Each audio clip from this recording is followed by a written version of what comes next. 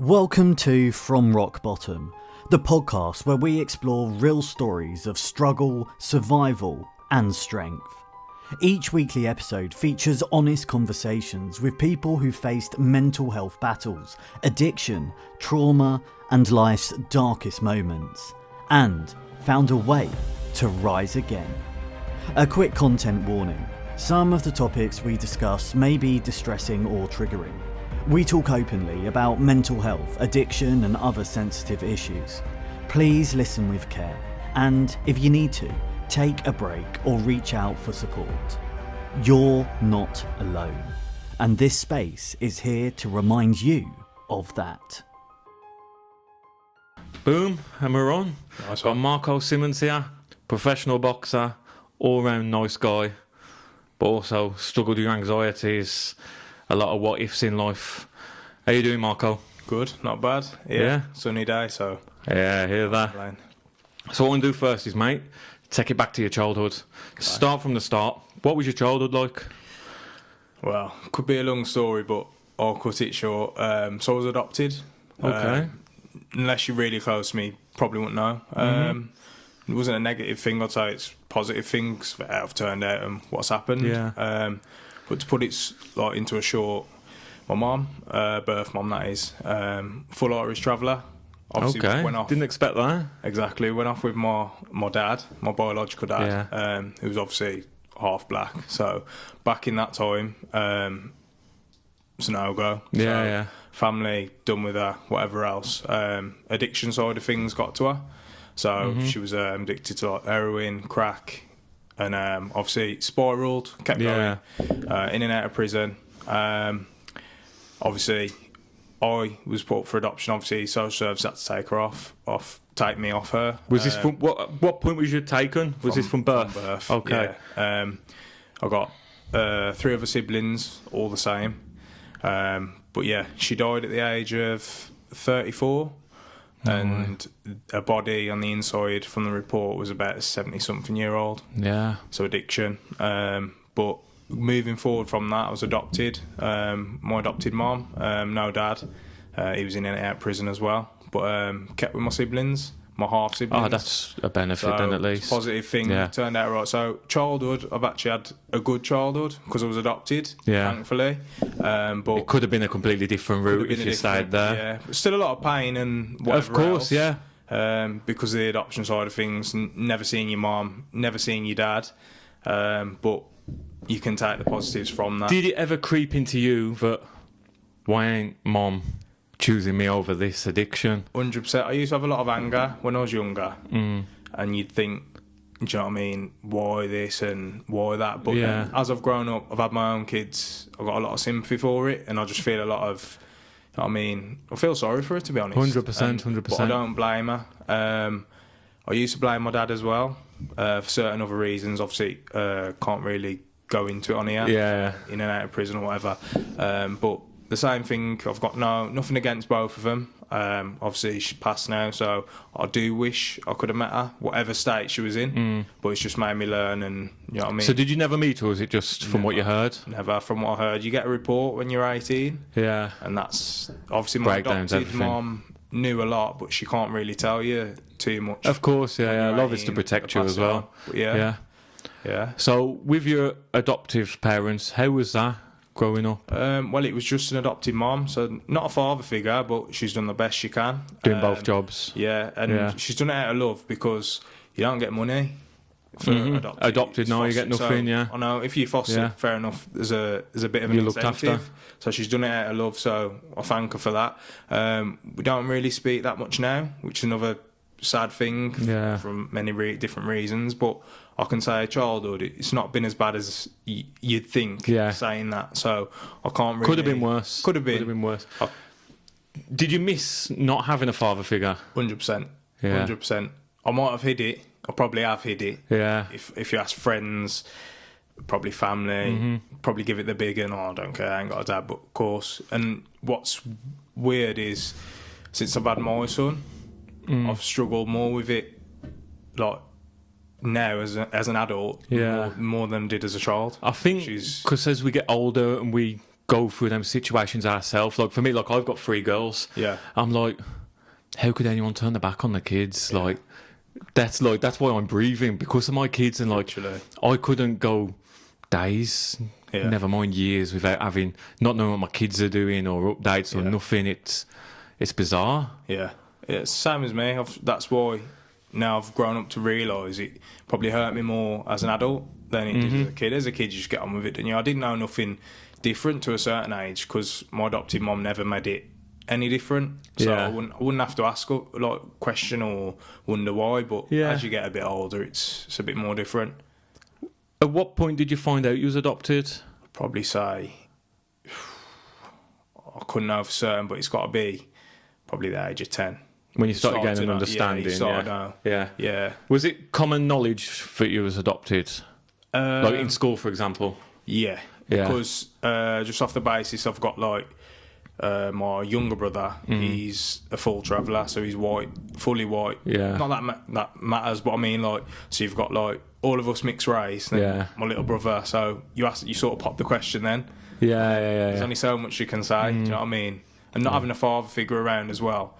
I bet people are looking anyway, thinking, well, it's four kids, different, you know what I mean? Yeah. So that's something you got to think of the toll that would have taken on your adoptive mum as well. Oh yeah. Like people looking at her like these mixed race kids and a white kid, like she's collecting. Yeah. Yeah. Well, fair play to her. She doesn't care though. Yeah, fair play. Yeah. So, in your adoptive home when you was growing up, was you ever exposed to anything mental health regards? Like, did you ever hear like anything about depression or? Yeah, my older sister struggled massively. She went back into the care system when she was 15, maybe 16. How old was you at this point? I'm 3 years younger, so I would have been about 11, 12. Yeah, she struggled massively with it. So yeah, that's when I first started to see signs. Getting awareness of it. But just because I dealt with it better, that's when, do you know what I mean? She didn't, but I understand more growing up now. But back then, I probably thought, do you know what I mean? Yeah. So she struggled a lot. When you was that age, did you have any mental health issues? Back then, I probably thought no. But now I realise I definitely did. Yeah, that's 100%. What I was just going to lead on to that. Like, looking back now, do you see like, at this point in my life, I actually wasn't okay. At the time, I thought normal, whatever, or I was ignored. Yeah. But looking back, do you see that? 100%. 100%. What do you think it was? Like depression, anxiety? I think just a lot of unanswered questions for me. Yeah. And wondering what to do about certain feelings, how to go about it. That's when like the boxing came in. Yeah. So that. And that's what drew you to boxing in the first place? 100%. I was took down to a boxing gym, obviously, not for any reason. I don't know, maybe I was just a bit ADHD, running around, running wild. Burn some energy.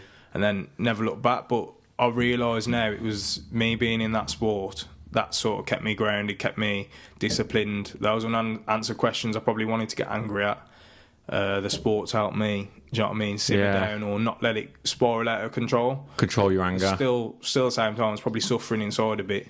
Yeah. Were there any mentors or figures in the gym who supported you? 100%. My first ever coach, amateur coach, Mark Turton, he's passed away now, and in 2021, and that's another phase in my life where I completely mentally just shattered me, because he had me from the age of probably then up until like he saw me through teenager, adult, and he moulded me in and outside the ring. So he was a father figure from then, 100%. And I was still in touch with his wife now, his family, and that broke me. But going back to that, he was the biggest mentor in my life I've had till now, and I think no one, honestly, or of course, So obviously he's the first big influential male figure in your life. Yeah. And he's teaching you things and you've never had that before, especially from a man, because I feel like as a man you want to hear from a man. You don't want to hear from the women because it's like you don't know what it's like to be a man. Yeah. Did you ever speak to him about your mental struggles? He sort of I've learned now as well growing up, because I look back on things now and I can see what it was. At the time I didn't realise. He knew me inside out, so if I wasn't feeling right or a bit fidgety or come in the gym, he'd know how to deal with me in different ways. So instead of just going to me, what's the matter? Because he knew I would back then chip on my shoulder. I wouldn't say I'd just go nothing. You know what I mean? He'd sort of take more time with me or say, let's learn this, or let's go for a run or something like. And I could just see to now, occupy you. Yeah, he was slowly doing that, but he'd always remind me all the time. And back then, you just think, oh, it's just small talk. Say if there's anything, do you know what I mean, or you need to talk, I'm here.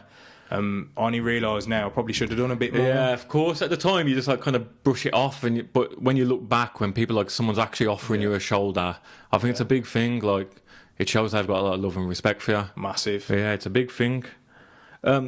So just before you took up boxing, what would you say your behaviour was like? Because obviously you said a bit ADHD. See, I'd like to say, I don't know if people disagree, whatever, after it comes out, we don't know. I've always been a nice person, respectful. Yeah. And I always put that down to Mark for doing that. I'm obviously my adopted mom. Yeah. However, I was a little shit. Nothing majorly bad, but you at school or with your friend, I'd like to be a bit mischievous, get in a little bit of trouble, but nothing nasty, not a bully and things like that. Yeah, just boys being boys. I'd say a bit boisterous and, do you know what I mean? Yeah. Probably classed as ADHD nowadays. Did people in school know you was adopted? Yeah, quite a few. I'd say close friends and just people I hung about with. How did you find that, being young? See, I never really let that bother me. I was never embarrassed about it. Yeah. Anyone asked me, I'd say, but I wouldn't openly just go and say, oh, I'm adopted. You know what I mean? Never really affected me. The only thing that did affect me is not having a solid father figure. Yeah. Would you be jealous of others who had the father figure? Or a more stable background as well? I probably would. Yeah. Inside, deep down. As much as I'd like to say no, I probably did. Yeah, 100%. Because I remember, like, obviously, like when we was like, because you're similar age to me, like when we was in school, especially like in primary school, we do like Father's Day cards. It's like you sit there and making them. Whereas now that's changed, but like I'd draw it to mom or something like that. Do you know what I mean? Or just try and shrug it off. We was never really told anything about that back then. It was just you're doing Father's Day cards, and that's that. Yeah. So, what age did you take up boxing? 12. About then. So it's got to be. It's 100% before 13. Yeah. And did you go into the amateurs? Yeah, I went into the amateurs. Okay. I was training with Mark. He started at Wolverhampton, but then he moved gyms, and I went over with him. Yeah. So, yeah. And then when you're in the amateurs, obviously, what was winning like for you? I only had a couple of amateurs, to be fair, but winning to me back then meant more than now. Yeah. I was really competitive back then. I'm still competitive now, but I box for different reasons, but back then it was all that was on my mind. Win. Not through anyone else, just literally for myself, just wanted to win. Did you have losses in the amateurs? Yeah. Then on the flip side, how did you process in the amateurs when you... I'd say as a kid, it hurt. You feel like crying, to be fair. You do as an adult as well, but like feel like crying. It's embarrassment back then, because you give it the big one as a boy, a young teenage boy, so you don't want that on your reputation. You know what I mean? I've lost. You got to go back and tell everyone. Yeah, and you only really had your coach to give you that father talk and throw his arm around you and go. Yeah. And luckily, the best person to give that, because he never dwells on it. Yeah. Like, it's the worst thing, isn't it? After you've took a loss or something's happened, someone coming, oh, it'll be all right. He never like that. He was just straight in the eye. Okay, you've lost. Get a fight. On to the next. So with you taking up boxing, was that always your dream? Like you were stuck amateurs, you're like, this is what I want to do. Yeah. Or did you ever imagine like a different path for yourself? As I got into boxing, 100% it was just boxing. After that, that's all I wanted to do, to be fair. Yeah. So, yeah, it's pretty... not in school, did you ever make up backup plans? Like when you're choosing your GCSEs and all that, did you ever make backup plans? 100%, even though I messed about, I come out with all right grades. So, do you know what I mean? I was capable and I listened. I did actually quite enjoy school. And I've always worked. I worked since I was 16, part-time. Yeah. So I've always had a backup plan. But if you would have asked me what I could do, it is boxing. Yeah, of course, yeah. When you was that age, what was your backup plan?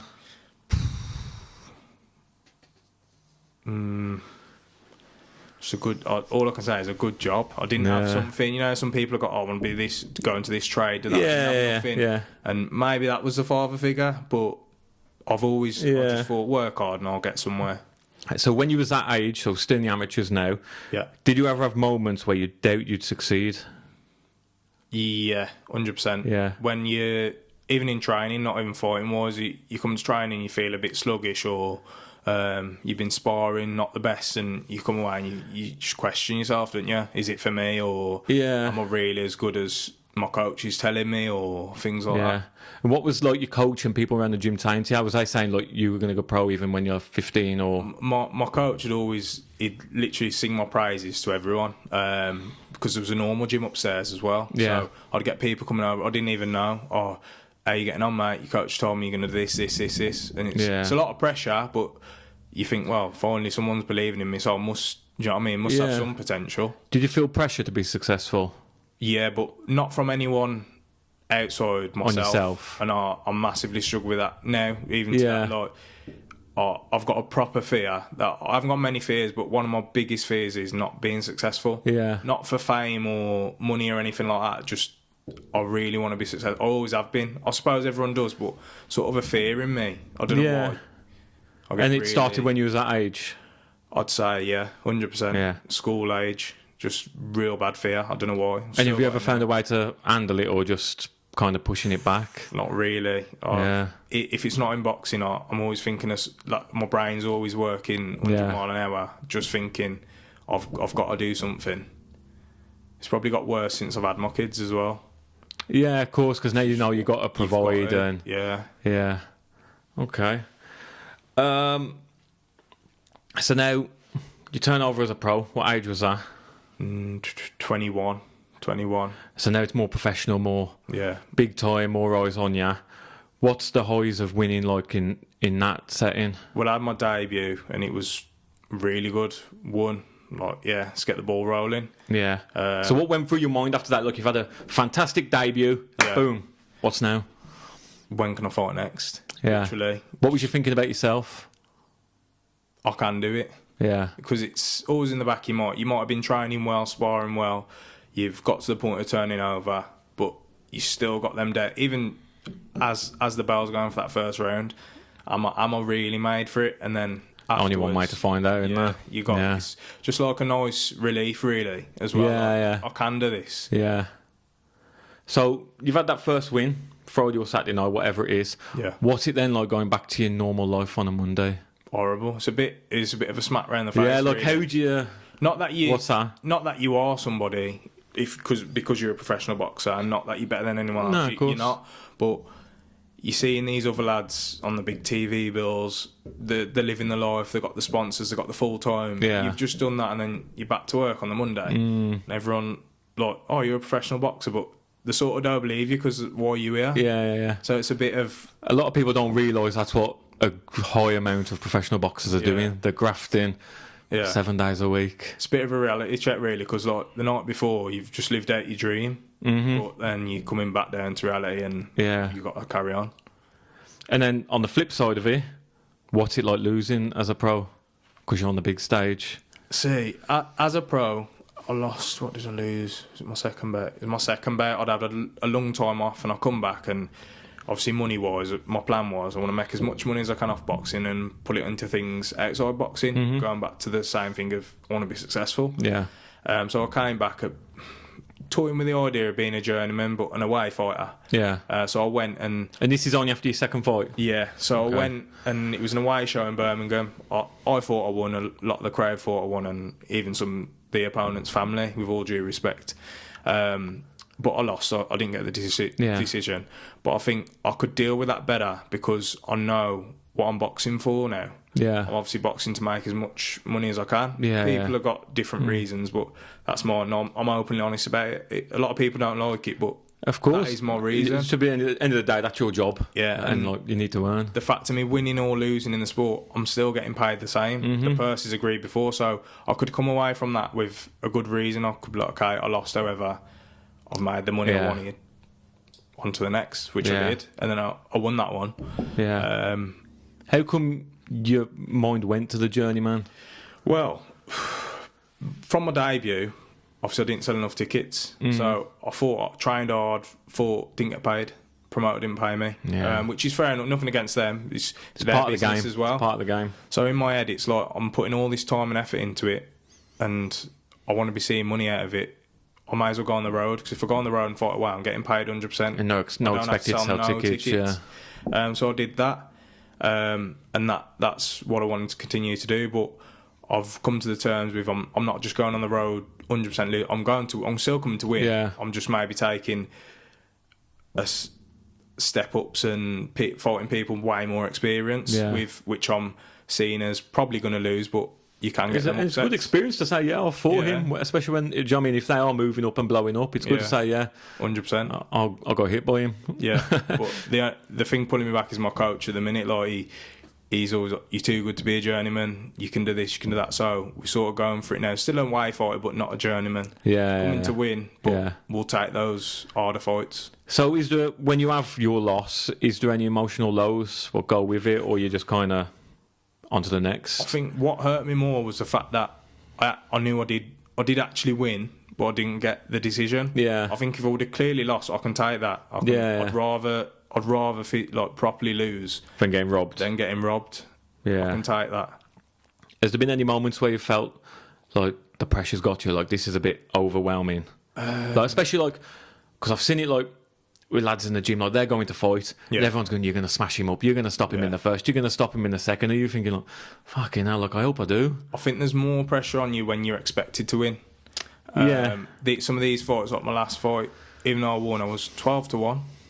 I'm on the way to the big fight underdog. now thinking I'm 12-1, so I think I'm going to lose anyway. So if I win, massive bonus. If I lose, they expected it anyway. So, but when you're expected to win, like some of the big stars nowadays as well, we've got these undefeated records, tipped to be the next biggest thing. I can't imagine that pressure.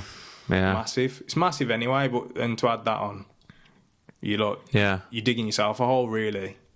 And how's it for you? Like, you're training for a fight, you're in camp, 12-week camp or whatever, 8 weeks in, you go an injury, or there's a setback. Horrible. Like, how are you dealing with that? What's that for you? See, that's what's been the worst for me in boxing at the minute, especially with this shoulder. I'm still trying to get signed off now. I've been out the ring probably 10, 11 months now, just for an injury, silly little injury. They don't want to pass you up. You can't fight. You're not getting any extra money, but you're still working as hard. Yeah, and it's like I feel it sometimes now. Is it worth it? Over a tiny little injury, you've been working so hard, and it can put so much strain on your career or the fight that's going to happen. Yeah, it's massive in boxing. So how are you getting through that? How are you still moving forward each day? Mentally, you just got to keep reminding yourself what you're doing it for. Yeah. And now, on the flip side of it all, like, because you are going to get these worries and stuff, like, do you find it difficult to talk about it? Yeah, I'd say. I still don't think I talk enough to certain people. Why though? What stops you? I ain't too sure. It's just sometimes it's I'm there for a lot of other people, so I feel sometimes you don't want to be a burden, do you? Yeah. You understand, like, my friend's got his own problems at the minute, so I ain't gonna hit him with another one. Yeah. But then when they come to me, I'm more than happy. Yeah, of course. So it's a bit with me. I feel it's more of a chore telling people my problems, which. Yeah, it's weird, but... Do you think they're not going to be interested, or... Sometimes I feel like if someone can't give me a solution, they might be able to, but in my head I feel like, well, they can't really give me a solution, so it's not really worth saying. Yeah. Do you know what I mean? So say, for an example, I've got an injury. If me telling my friend, I've got an injured shoulder, if he's not, do you know what I mean, a physiotherapist, or he's not on the board to pass me off, what's the point? Well, you shouldn't think like that, but I do. But do you not think it'd be worthwhile talking to like your boys about it and going like, you know, this is pissing me off, it's stopping me from doing what I want to do, especially, and it's getting me low, it's getting me down. Yeah. Past few years I've learned sharing your problems does help a lot. Yeah. So what do you think holds you back from talking about it? Obviously you just said like, if they can't help you, I ain't going to say it, but do you think, especially as a like professional boxer as well, do you think that's a big mask in front of you?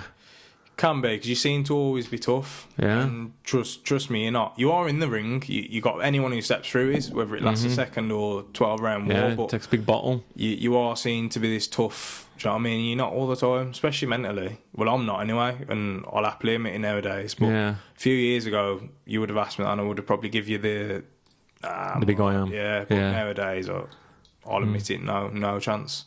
There's not. I'd say. There's not a month or, say, 2 months goes by where you haven't had at least one down day or bad day. Yeah. 100%. So why don't you talk about these down days to people? Like, if you generally are just, I'm having a bad day, I'm feeling the best. Like, why aren't you chatting to people about it? Probably it's having things in common as well.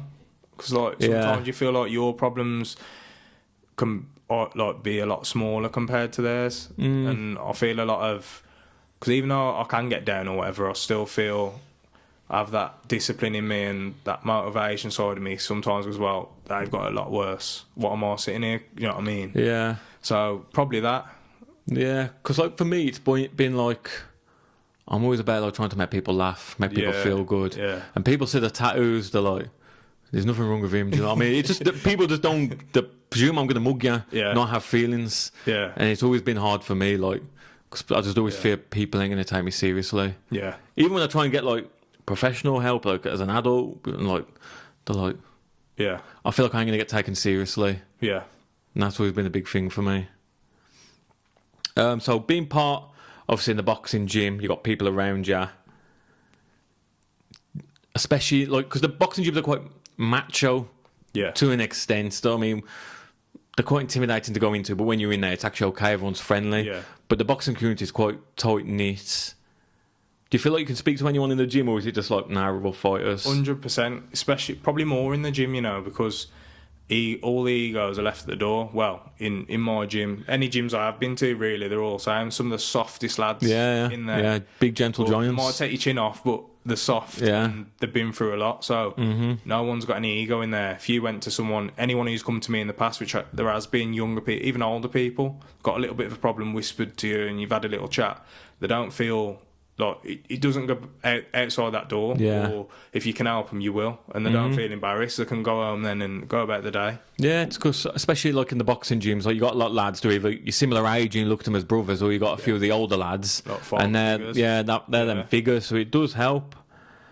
Obviously, you said you've been at the ring now 10, 11 months, but before that, how have you like balanced the demands of boxing, personal life, relationships? Struggled massively. If I'm honest, because working stupid hours, long days, which you've got to. Then you got to fit time with the kids. Then you got to train, and then it's also that's all being well and good because I'm providing for them. The one, two, I'm trying to make a better future for them by training so hard. But then I've got the guilt side of I'm doing this, putting so much time into this, which I have got time for them as well, but I feel like I could have more if I wasn't doing this. Of course, yeah. And then for me, the biggest fear is finding the balance, because is it going to pay off? If it does, it's been worth it. But if this doesn't pay off, I've just lost massive time with childhood my kids. Memories. So, I struggle with that. And the only way around it really is to either give it up or go even harder at it, so it does pay off.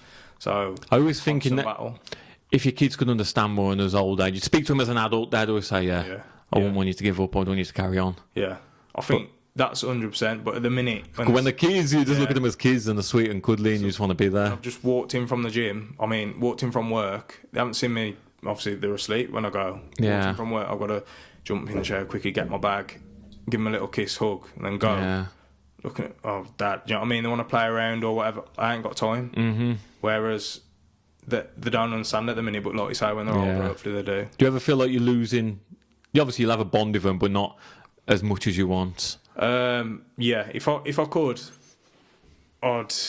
Well, I do. I see them every day. Obviously, of course. I put anyone who knows me, I'm all about my kids. I put all my time into them, but without the boxing, I'd have a lot more time, and probably a lot more energy as well. Of course.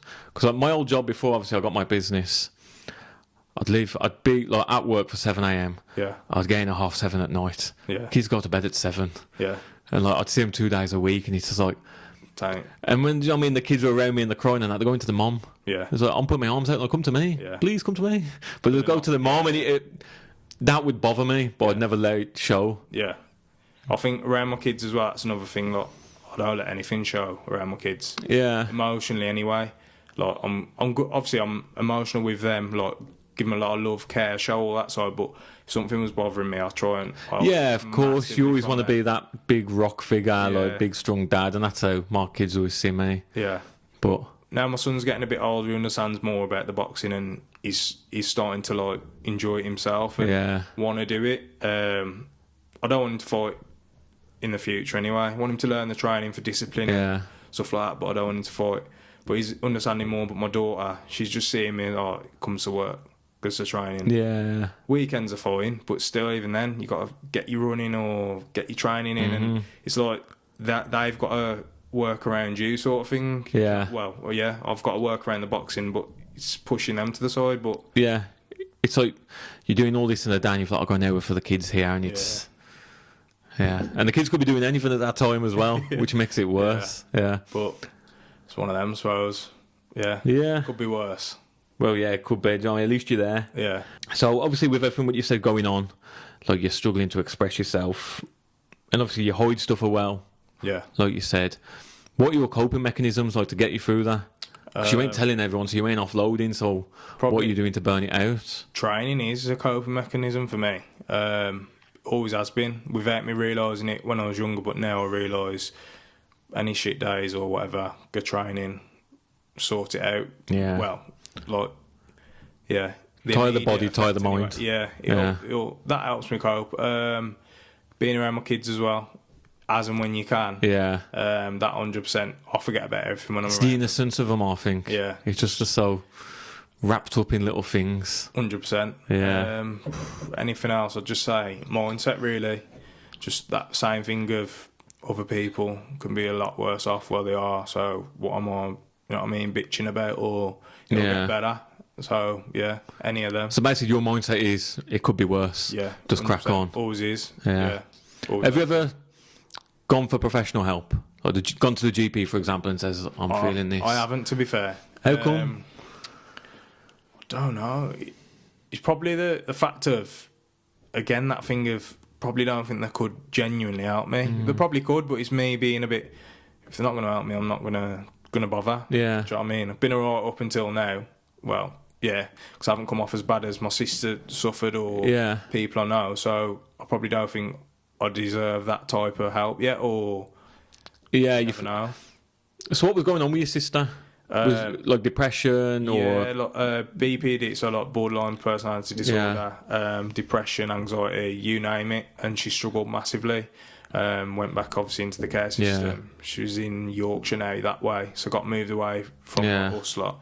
So she struggled massively, obviously in hospitals and stuff like that. Tried to take her own life numerous times. Yeah. But just from the same childhood as me. Yeah. So it's like, so me saying, I'm going to see professional help, a bit like... You compare yourself to your sister and go, I ain't nothing like that, so she needs that help, not me. Yeah, always has been. She's all right now. She's done really well for herself and got a degree since. Yeah. Doing fine. So, yeah. So. What did you think of your sister's care looking at it when you, obviously younger and obviously in the teenage years? Do you think she was getting good care for her mental health, or is it just kind of... Nah, probably not. I think it was a bit too late. I could be wrong, I'm not a professional, but from what I've saw, it was too late. She'd have that gap, because she was... Where I was took at birth, she was in like a few different foster carers. Yeah. I think she got adopted when she was like 3, maybe 4. So she's had that, what do you call it? So no stability. She's been moved from family around to family.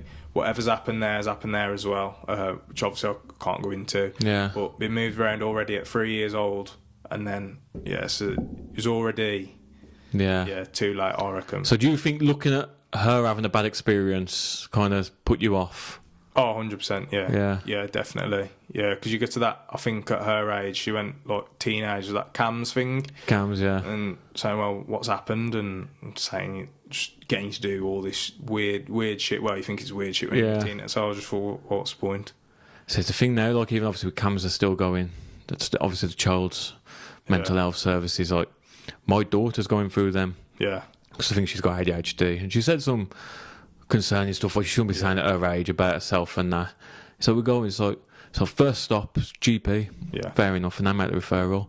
Like referral's 18 to 24 months. It's like, ain't good enough, is it? What shall I do in the meantime when she's saying these horrible things about herself? It's just, have you tried writing stuff down and doing this? I'm like, I've tried everything. Like, this is my last stop. It's like, I want to help my children the best I can. Yeah. It's just... No. Kind of feel hopeless, didn't you? Yeah. Like but you're failing them. 18 months to them, it's 18 months, but 18 months, anything can happen. Of them struggling and you're seeing it, it's because obviously when I was younger, I'm bipolar. Yeah. So I went through the GP and stuff like that. I started like, you hit puberty like when you're 13, whatever. And that's when stuff started to change for me. Yeah. So I remember one time I went to my GP and it was like, you're too young to have anything wrong with you. But I was like, I'm here. Look, I'm telling you, there's something wrong with me. I'm here. Like, I ain't making it up. Yeah. Like, I ain't getting no women for this. Do you know what I mean? Like, I ain't getting the depression card ain't a good one to pull. So I tried that, and it's just like, here's some antidepressants. Yeah. Sin a bit. Like, there's no checkup. There's no follow through. It's like you might not even be taking them. Yeah. And I only found out this in later life when I got diagnosed bipolar. Antidepressants will make me worse. No way. So they're giving them me, and they're making me worse. I remember the one time, I'm a big person for routine, structure gives me my life. Like if something comes out of my routine, like I crack a bit, you know what I mean? Like I need that, so I know what I'm doing for my day. But I used to be like an avid reader. Yeah. Like I used to love my reading. Every single day I'd be reading. If I didn't read, I'd get cranky. Yeah. So that's how I was. But at one point, I stopped reading. I had a pile of things up here, which I didn't read. So I went to my GP. It's probably when I was 16, 17.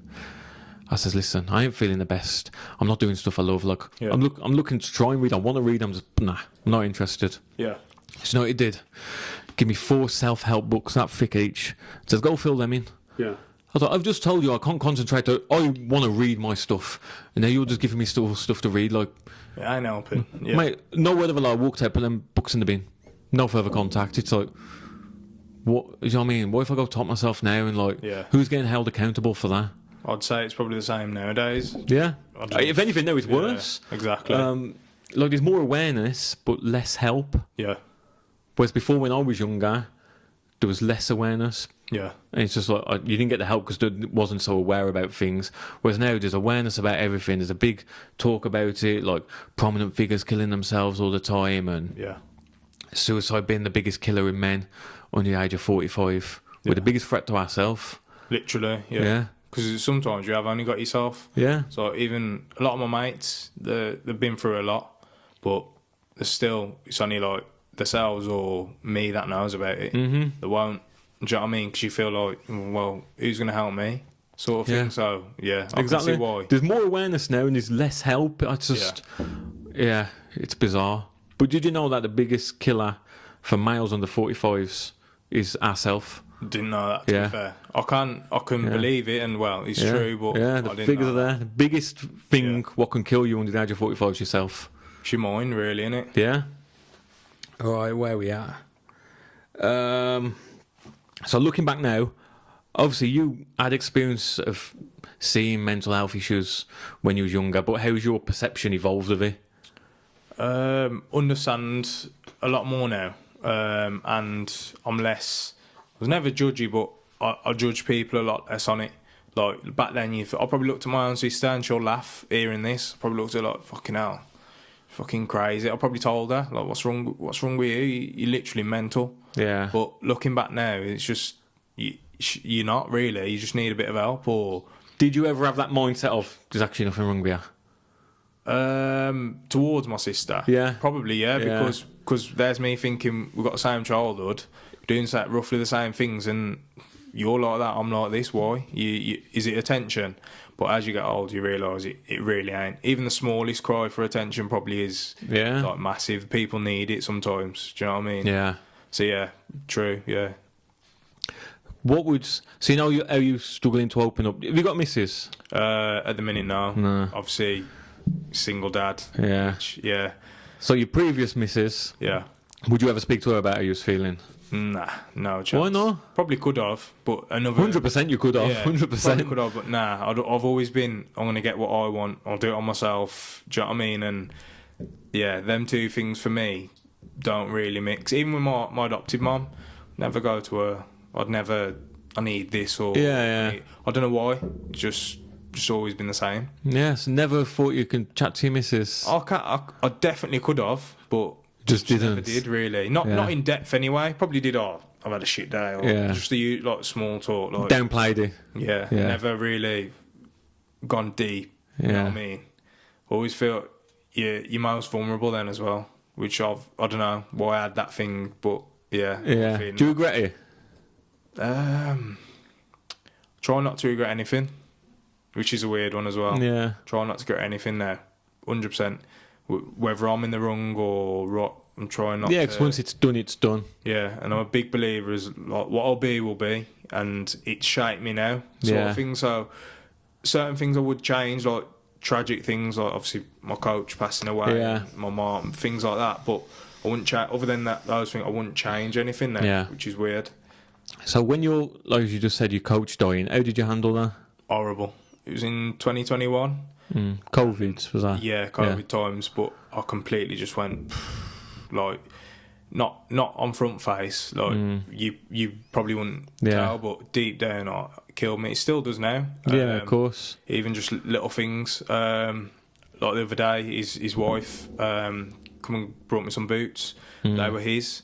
And I remember him wearing it and she's like, I want you to have them because we keep in close contact, or I always will. Yeah. And I was all right. I went to get them. I thought, I'm all right on the fact I held it together. I didn't really feel nothing that bad when I was there as well. And got back in the car, drove home, got into whatever you got to do. Had some food, so opened the box. They're just there. Yeah. And I literally, I ain't like embarrassed to admit it. I literally just burst out crying over some boots. Yeah. Which to anyone else, even to myself, I didn't think like not a chance. But it was them boots, me remembering him wearing them in the gym, just brought back everything. No, of course, and it's nice of her to do that. To be fair, yeah, it's massively. A big thing. Yeah, but that was massive. My head went when he died. So how did you get through that? Was it just time, or did you do? Definitely time, but the sport again, because I sort of went into one. I was like, fuck boxing. I ain't going back down the gym. My gym was with him. Yeah, he taught me everything. I feel disloyal, even though he's gone. I feel disloyal going to anyone else. But as time went on, I think at least a year passed or something. I thought, you know what, I'll leave the amateur side with him. I'll turn professional because then I feel a bit more loyal. Yeah, of course, yeah. In a stupid way. But you've left him in that chapter. And I thought, well, if there's anything he wants me to do, it's going to be this. Yeah, so of course. Went back in. As soon as I started training, I saw my weight, stopped drinking, going out drinking and stuff like that. Yeah. And got a lot better mentally and physically. But yeah, boxing helped me again. But when I heard it, it sent me off for a while. Still does now, but not as bad. I've learned to cope with it because the same, coming back to the fact of his wife lost her husband, his kids have lost a dad. Who am I to be sitting here, do you know what I mean, still? Yeah, see, you're stuck in the mindset of, they're worse than me. Yeah. But it doesn't mean you ain't got pain either. Yeah, true. Definitely got That's pain. kind of where you need to flip it, and you know what I mean? Like, concentrate on yourself a bit. Definitely got pain, but I'm dealing with it a lot better now. And trying to do positive things about it because I can't change it now. Yeah. It's happened. Of course. Would you say you went off the rails a bit? Yeah. Without me knowing as well.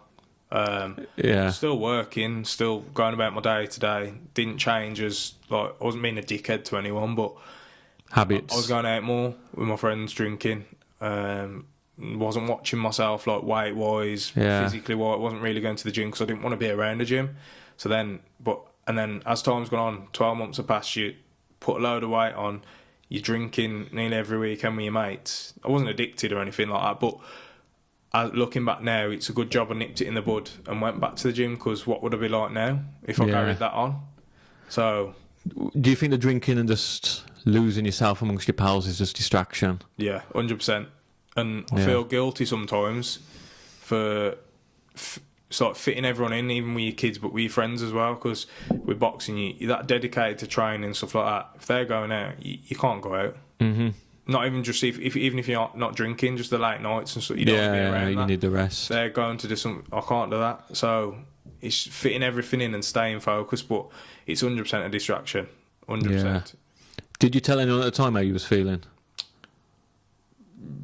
Probably not, because the same people I probably could have spoke to were going through it themselves, like his wife. Yeah, okay. It's a bit of a... Yeah. How can I really go to them and talk about it? Did nobody try and stop you? Like, obviously, you know, amateur looking to turn pro, and now you're out on the booze every weekend. There's nobody saying, Marco, take a look. Like, no. I keep myself to myself, to be honest. Got, like, I can count on one hand my close friends who I'm in contact with every day, and so it's only them. And if you're going out with them or whatever, do you know what I mean? Yeah, they're there for the good time as well, aren't they? So other than that, I've got no one really to. You know what I mean? Yeah, so no, probably not. Do you wish you had someone there today to fix up? Yeah, but the only person it would have been him. Yeah. So it's like that. But I had myself then, so I'm kind of glad because it's taught myself to tell me. Yeah. To can't you need that? Like that's your mourning period. Like you just need to lose yourself, get out your system, and then find yourself again. Yeah, 100%. But and obviously today you come out, as long as you come out of it. Yeah. Do you know what I mean? Oh yeah, I definitely have now. Massively. Yeah. So now we'll just touch on, obviously, your birth mum. Yeah. How old was you when you found out she passed? So it's 18. 18. So you found out she passed, but how old you was when she passed? I would have been 13. Okay. Which is it's a weird one, really, because I always think, would I like to have known at 13? But I'm glad I wasn't told. You're not allowed to be told anyway. Yeah, of course. You find out, but you just. But then again, the way you find out isn't the best either. Just like fucking. Just the paperwork, yeah. And you're just like, what the fuck? Do you know what I mean? Like, it's like it's like not to make a joke or anything, but it's like piece of paper on the table, oh, your mum's dead. Do you know what I mean? But it's like, what the fuck? To me, obviously, I don't know what these files look like, but to me, it just sounds like a horror story. Like, you're opening up page one, this is about you being born, this is your background, all the horrible things you went through. Yeah. Then you get to the end, she's dead. Yeah. It's just like... And that's how it was. Yeah, that's literally how it was. And then, obviously, you're 18 now, you're an adult, and obviously I moved out the house when I was 19. So I moved out the house when I was 19 anyway. But, so yeah, you just got this, like, yeah, carry on. No support there. Whether I would have took it or not, it's a different story. But it's like, oh, okay, your mum said carry on. Dad's in and out of prison. There you go. I mean, I don't know what I was expecting to find in there. Yeah. I don't know if I was expecting to see something like, oh, they could be located here if you want to find them or things like that. But would you have? Yeah. Yeah. I think being younger, I would have said no because I had that anger towards them because I didn't know the full situation. Yeah. Oh, they've left me. They don't want me. But now I'm older, I realise it's couldn't be further from the truth. Yeah. But yeah, you can't now, can you? And I think that's probably what I was expecting to see. So yeah. So, like you said with your mom, obviously the social services are giving you this dossier. Yeah. They know how the ending of your mom's story is. Yeah. And you said there's no help offered. Would you? Do you know what I mean? Looking back now, do you think they should have offered you help? Or someone at least to talk to, like that option? 100%, or at least prepare you for it. Do you know what I mean? Because if someone would have prepared me, I would have probably dealt with it a bit better. Because it's again like once I've closed that, it's like just me and myself again. Yeah. Like, so now what? Do I go and have tea? Like? Yeah. Well, I did genuinely carry on normal. Yeah. But it's like I might have rang my sister and stuff like that. And obviously she would have found out before me. She never said anything. No, which I can't blame her for. In the end, obviously, we had a mutual agreement, spoke about it. Yeah. It's like, well, I've got younger siblings as well. So I've got my little brother and my little sister. What the fuck do I do? Yeah. Do I go and tell them now? Ruin their, do you know what I mean? So it's... So what did you do? I spoke to my brother. Because he's the youngest to me. Yeah. And me being me, I just thought, I ain't letting him get to a certain age and not, do you know what I mean? Yeah. And look at me like you knew. Do you know what I mean? Kind of building up that anticipation because, like, you could have wanted to meet your mum and then you're just waiting like them 5 years and it's just like to be in the same situation. Yeah. But once you've been taught, it's done then. So. How did your siblings take it? I'd say okay, but then again, me being a man, my little brother's a man. I don't know how he's genuinely took it probably because I think he gives off that. He shows off a little bit to me, looks up to me massively. So yeah, I think another thing for it, he probably tries to be a bit tough to me. So I'd like to say he took it well. Yeah. And what about your sister? She takes things a lot better than my other sister, my little sister does. Yeah. But again, going on fast forward a couple of years after that, she then went back into the care system herself. Yeah. What for mental health She's issues? The youngest, yeah. Yeah. So it's affected. Even my little brother's got mental health issues, but he's sort of got past it. Do you know what I mean? Outgrowing them a little bit. Yeah. Yeah. He was just being a little naughty shit. That's how he'd deal with it. Yeah. He's grown up now. He's 18 now. Okay. 19. Yeah. So now back to boxing. So obviously you said now your plan is just a journeyman. Yeah. That what you want to do moving forward, or you? Well, not journeyman, more of a game away fighter. Definitely a away fighter, but I'm coming to win. Yeah. For me, whether people like it or not, I'm in it for the money. I couldn't care less about belts. If one came, I'll fight for it. Of course. But I'm still just thinking about the money it's going to earn me. Yeah. Trying to get as much money as I can out of this to build other stuff outside of boxing. I still love the sport and what it's done for me. Yeah. But I don't know, I'm in it for that reason. I'm really not in it, which it's mental to sort of other people, but I'm really not in it for belts. And At what point did that change? Would you say that changed after your first fight? Because obviously in the amateurs 100%. you was gaining. Yeah. And then just... After that first pro fight, it's just... And seeing the money side and the business side and the corruption in it, I'm just thinking, you got to be selfish as well. I'm in it for myself. Yeah. And my kids. Was you ever disheartened when you realised the corruption side of it? Massively. Yeah. Massively. Put me off, but you're just in it for your own gain now. Well, I am, and my kids. So. Yeah, for the kids are going to come first. Yeah. So where do you see yourself in the future after boxing? Hopefully, working for myself. Couple of properties paid off. Fair play. I say that confidently because if any money opportunity I get in this sport, that's what it's going into. Yeah. Secure my kids, and I value my time a lot now. So my idea of success is not, obviously it is money because you need money for everything, but it's not fame and all this fancy flashy shit. I do like it as well, but it's more freedom and free time. I want to do this. I can be there for my kids more and things like that. So 100%. hopefully working for myself, and I'd like to move abroad. Obviously you got to work around your kids, but yeah, that's the dream anyway. If your kids was going through some mental health issues, like what would you do? What would be your first step? Talk to them, find out exactly why, if they're going to tell me, and what they want me to do, and then I'd do what I think's best based off whatever situation they come with. But I'd literally stop everything. So if they says, Dad, no, I'm okay, I don't need help. Yeah. But you're a bit... I'd try another way to get some info or try and help them. Will you just get help anyway, or...? I think so in the end.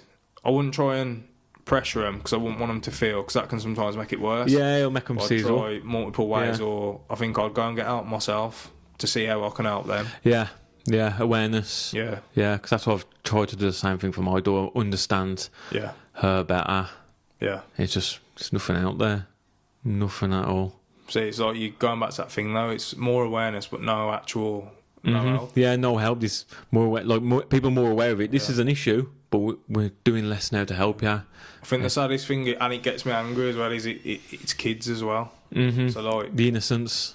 So why isn't there more things around? Do you know what I mean? If it was their kids, or do you know what I mean? Maybe it'd be different. It's like the same. Like it says to my daughters, 18th, she's 7, 18th to 24 month waiting list. It's like, why is it that long? Yeah, for a 7-year-old. Yeah, like as well. Be short staffed, get more staff. Yeah. Do you know what I mean? We pay our taxes. Yeah. Or if there's the waiting list that long because there's that many kids involved, like open your eyes. Why are so many kids struggling at the minute? Yeah. I'm not a big fan of schools anyway, but I think there should be more in schools. 100%. It's about actual, just genuine life. Like, but then they're never going to do that. But that's a different story. But don't want to teach you geography. Nah, exactly. Do you know what I mean? Rather than looking after yourself. Yeah. Don't want to teach you where things are on a map. I agree. I think there should be more awareness in schools. Yeah. Start when it's young. Say where it's okay to talk. Yeah. Because, like we've touched on, like men ain't talking for whatever reasons. I think just being a lad, because, do you know what I mean? Growing up, you're in school, you're with all the boys. Women are more homely, more nesty. Yeah. Boys are more, one of the boys going out, doing this and that. It's kind of like, as everyone gets older, everyone gets their own lives. Yeah. And we don't burden each other. And a lot of us lose touch. Like, I know these lads I ain't spoke to in like over a year. Yeah. I know I could call them and they'll answer. Yeah. But I just don't. Yeah. Because I feel like it's been so long and it's just, I don't want to burden people. It's just... Yeah. You get that busy as well. Because that's what the problem me and my friends have. Like, we're just that busy and we're that motivated as well to do well. It's like, I ain't got time. Physically, I haven't got time. Yeah. So, yeah. I think it's finding healthy habits as well.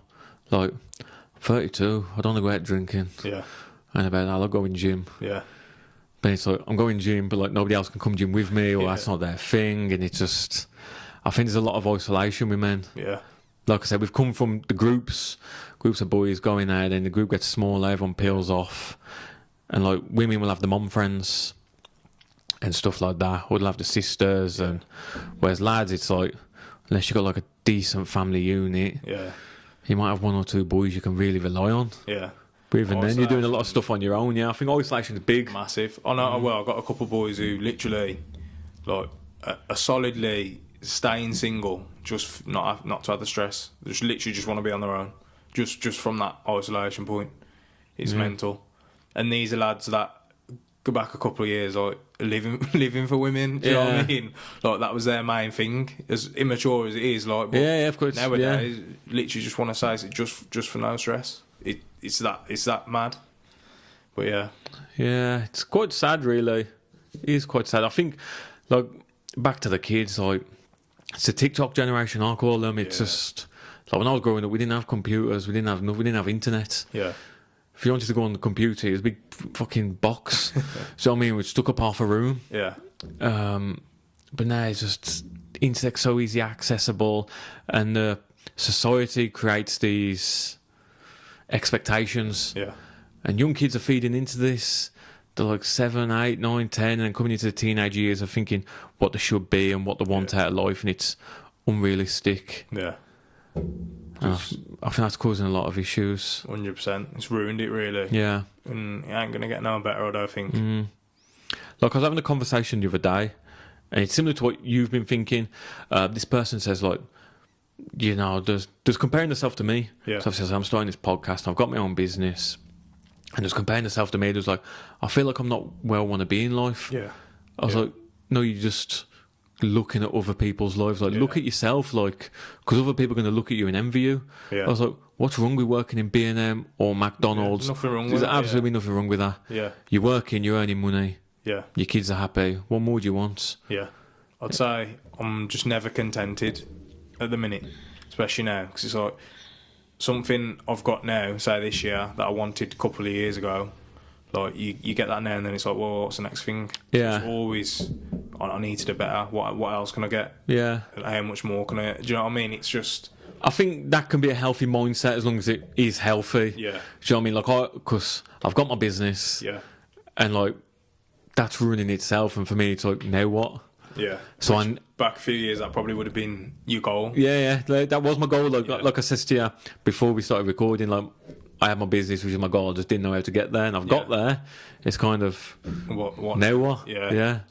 Well, that's a good thing. But for me, I think sometimes it's a bit unhealthy, because it's just that drive. It's sending you like, I've got to do this, got to do it, and I'm probably overworking myself. Yeah, but that's what I mean. You've got these goals, but then when you've got them, then what? It's on to another. Yeah, exactly, it's always on to summer. Yeah, so it's not being content. That's how it was for me. Like, I got my business, and that was started running fine. Like, after 12 months, I could loose the reins a bit. It's now what? Yeah. So it was just like, I need to start messing about with my body, start going gym, and then taking up boxing again. Yeah. Just seeing what I could occupy my mind with, because like I said to you, like, routine's so important for me. Yeah. And like, if I ain't got nothing for my time, it's like, you need, my head's falling off. That's me, I think. 100%. I get very anxious, very depressed very quickly. Yeah. And then I start getting into trouble, start doing stupid stuff. Yeah, I'm the same. Yeah. So wrapping this up now, looking back now. Yeah. How old are you? 25? 25 now. 25. Don't let the baldness for you. Not 40, but I am 25. So 25-year-old you. Yeah. Looking back at 13-year-old you, what would you say? Give yourself one piece of advice. That's hard, that is. Probably just keep going. It'll be alright. That's literally... And that's probably what I needed someone to tell me. Yeah. Just keep going, it'll be alright. Yeah. Might take longer than you think, but it'll be alright. It'll all come into place, if not more. Mm-hmm. So just keep going. That always is the case. Like, a lot of lads, their first heartbreak always caused them some kind of depression. Have you been there? Mum was in school. There we are, yeah. We've all been there. We've all been there. We thought it was the end of the world. But, like, it's just time's the best healing you can get for everything. Yeah. Everything. You've lost a bit of money. Money comes back. Yeah. You've lost a woman. Your feelings will rebuild. You'll meet somebody new eventually when the time's right. Yeah. But I think that's a big thing, like you says, yeah. Yeah. Everything will work out all right. You just got to wait for it. Yeah. Yeah. Got to keep going, man. Mm-hmm. Yeah, mate, thank you for coming. It's been a pleasure. One. Yeah. It's been a pleasure. Hopefully, just by a few lads listening to this, they'll start talking to somebody, get a bit of help. Go to the gyms. That's what the boys need to do. Go to the gyms. Yeah. As scary as it is, I've seen people every shape and size go to the boxing gyms or weightlifting gyms. Yeah. It's just a good output. People have spoke to me in the past, like, because I'd always boxed. Yeah. So I'd never lifted weights in my life because I needed to keep weight off me. Yeah. So I'd never lifted weights. And I went to like a weights gym. I was overwhelmed. Yeah. I've seen all these machines, these bits of metal. What do you do? Yeah, all these big men who know what they're doing. I'm like, what am I doing? Like, what's a bench press? Yeah. Like, I didn't know what any of that was, but YouTube. And then just as my confidence built, just I was speaking to people and just, oh, mate, watching people. And like, oh, can you spot me while I do that? You know, and everyone's friendly. It's the same with boxing gyms. Yeah. Boxing gyms are probably one of the easiest gyms to go to. Probably not the hardest, but the easiest because no one's judging you in there. Yeah. If they do judge you, that they're either not a good boxer or they haven't been there long. But yeah, no egos in a boxing gym, so I'd say the same. Yeah. Try and get down there, or if gym ain't your thing, boxing ain't your thing, try something you wanna, or ask your mate. Yeah. So, should we both try this? Just do something. Exactly. Go with somebody. Even with the boxing gyms, message beforehand. Yeah. I did the same to the boxing gyms I've been to, and then you're seeing lads out there, and your confidence builds, and like, so I mean, like, you'd not tension your shit out of me. I'd say to you, like, do you want to spar? But listen, take it easy on me, like, and it works out, and everyone's friendly, and everyone builds together, and it's just like, it's like a family in there, really, and 9 times out of 10. Everyone in there has been through something, little or massive. Yeah. That's probably why they're there. Yeah, and like in the boxing gym, I've had my arse handed to me many times, but nobody's ever laughed. Same. Like nobody's ever laughed. It's just learning. Because it happens to everyone. Yeah, I come out smiling more though when that happens. Yeah, it happens to everyone. But but if gym anything, like you said, go for a walk. Anything. I'm going to put it up at the end of this so everyone sees it. They're quite UK based now. It's called Men's Walking and Talking. Yeah, I've seen that. Instagram. Wensfield, Wolverhampton are the local ones, and they literally just meet up once a week. Yeah. None of them knew each other from the start. It started off with 2 members. The Wensfield did. I think they're up to like 28 lads now. Every week, just meeting up, going for a walk and a talk. No pressure. It's for an hour. They don't have to pay. Could have saved someone. Exactly. Already. There's that isolation thing as well. It's now like I think me as 32, like, how do I go out and make new friends? Yeah. Like, what do you do? With how I look, I can't go up to someone and go, hello, how are you? Do you know what I mean? Yeah, I can't do that. So I think it's a good thing. Yeah. But yeah. Anything else to say, mate? No, nice one. Obviously, thanks for having me, and big supporter of it. Massive. So, yeah. It's a pleasure, mate. Thank you very much. Thank you for listening to From Rock Bottom. If this episode spoke to you, please subscribe, like and share. It really helps us keep doing this work and bringing these stories to light. You can also follow us on social media for updates, behind the scenes content and ways to get involved in the conversation. Most importantly, if you're struggling right now, please don't suffer in silence. Reach out, talk to someone, seek support. You are not alone, and you are absolutely worth life. Take care, keep fighting, and we'll see you in the next episode.